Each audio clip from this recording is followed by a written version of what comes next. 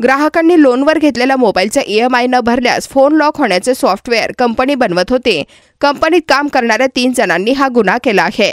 पुनर्मोन technology private limited व absolute soft system private limited या कंपनीच्या मालकीचे मॅजिक लॉकर नावाच्या सॉफ्टवेअरचे मूळ सोर्स कोडमध्ये हेराफेरी करून व मॅजिक लॉकरच्या सर्व्हरमध्ये अनधिकृतपणे ॲक्सेस मिळवून 3.5 लाख ग्राहकांचा डेटा हॅक केला।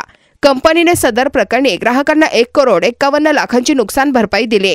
तसेच या कंपनीचे अनेक सॉफ्टवेअरचे नाव बदलून हे दुसऱ्या नावाने सॉफ्टवेअर विकत होते। कंपनीची अब्रू नुकसानी होऊ नये यासाठी कंपनीने तब्बल 1,51,00,000 रुपयांची भरपाई ग्राहकांना दिली।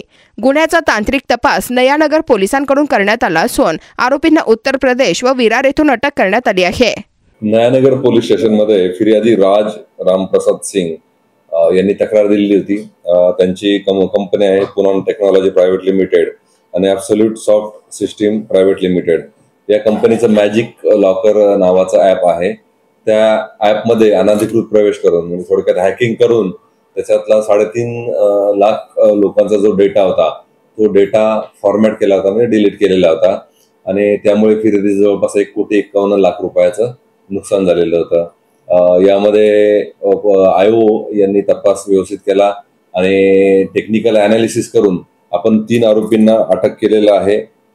मनोज कुमार मौर्य, हिमांशु सिंग आणि चंद्रेश भारतीय हे 3 आरोपी आपण त्यामध्ये अटक केलेले आहे। त्यांची उद्यापर्यंत पोलीस कस्टडी आहे आणि त्यांच्याकडनं हॅकिंगसाठी वापरलेले मोबाईल, लॅपटॉप अशा वस्तू ज्या आहेत त्या आपण जप्त केलेल्या आहेत।